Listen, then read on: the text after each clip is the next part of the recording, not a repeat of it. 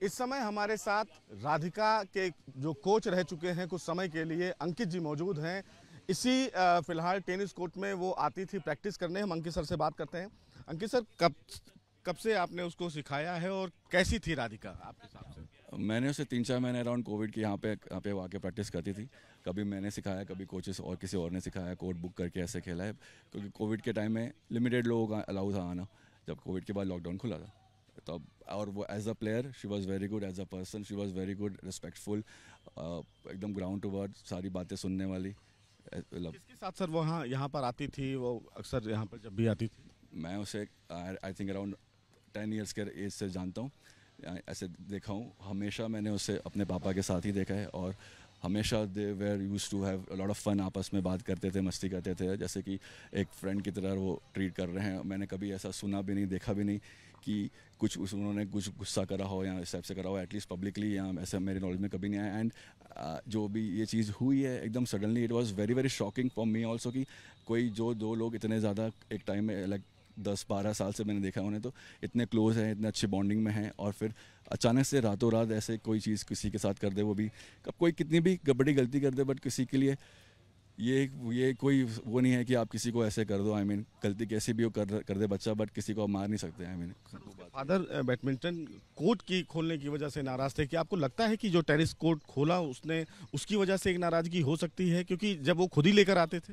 सुना है मैंने, आई मीन मैंने उसके मुँह से डायरेक्ट नहीं सुना, बट मैंने बाकी ऐसे सुना है कि वो रीज़न था उनके बीच में कुछ डिस्प्यूट होने का। बट ये सब छोटी मोटी बातें हैं। टेनिस उसको अगर नहीं भी करना है या करना भी है, तो ये कोई ऐसी भी कोई अभी किसी को आई मीन जॉब करनी है, शादी करनी है, वॉट एवर जो भी चीज़ है, वो दैट इज़ उसका पर्सनल डिसीजन है। अभी आज के डेट में हम इतने मॉडर्न हैं, और टेनिस एक ऑलरेडी मॉडर्न गेम है, तो उसमें किसी को फोर्स करना और ऐसा करना भी सही नहीं है। बट अगेन मैंने भी सुनी है बातें, जो सुनी है वो मैंने बोला, अगर मैंने उससे डायरेक्टली बात करी होती या उसने मुझे बोली होती, then I would have send in a better way. But जो मैंने सुना वो मैंने बताई। उनके फादर से भी आपकी मुलाकात हुई होगी, बातचीत हुई होगी। कैसा था नेचर उनका? क्या आपको लगता था कि क्या वो परेशान थे, या इस चीज़ के लिए वो कभी परेशानी उन्होंने आपके सामने रखी? रिसेंटली तो मेरी ऐसी बात या मुलाकात हुई नहीं है। 1-2 साल पहले मैं उन्हें मिला था, पर उस समय वो कोचिंग की, मैंने उस समय she was playing as a player, तब वो प्रैक्टिस कर रही थी वसंत कुंज में। तभी मैं भी गया था वहाँ पे इन द डीडीए कॉम्प्लेक्स, तो वो भी मुझे मिले थे तब। बट अभी मैंने तो नोटिस नहीं करा कि वो अनहैप्पी है या किसी चीज़ से, या बच्ची अनहैप्पी है अपने पापा से या किसी चीज़ पे।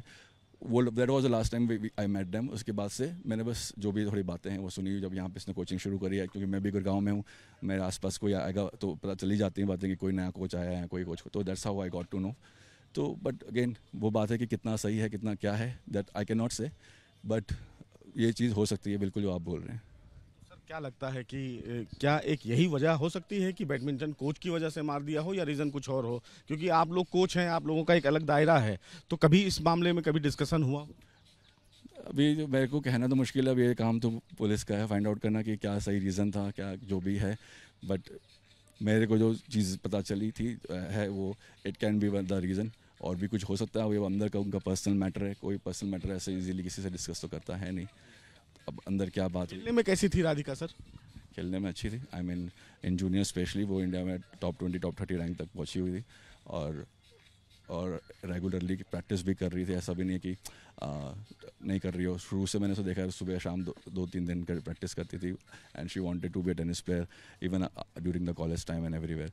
बट अभी 1 साल पहले ही उसने गिव अप करा मेरे ख्याल से। उसके बाद फिर she move to the coaching. I think उसको टेनिस से इतना प्यार था, तो she wants to stay in the tennis only, that's why. इसलिए लोगों को सिखाती भी थी? Maybe that is what I think, क्योंकि I can see that love जो टेनिस के प्रति उसके पास उसको दिखता था कि जो टेनिस प्लेयर बनना है, टेनिस गेम से। तो अगर कि टेनिस प्लेयर ना बन पाऊँ तो एटलीस्ट टेनिस के साथ जुड़ के टेनिस कोचिंग ही कर लूँ। May be that was the thought.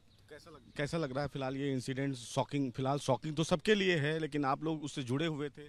मुझे तो पहले जब मैंने पढ़ा, आई डेंट बिलीव कि ऐसा कैसे हो सकता है, वो ऐसा कैसे कर सकते हैं। आई मीन कोई ऐसा कैसे कर सकता है। फिर जब मैंने और भी 2-3-4 जगह जब आर्टिकल्स पढ़े, then I got to know कि भाई इट वाज रियली हैपन।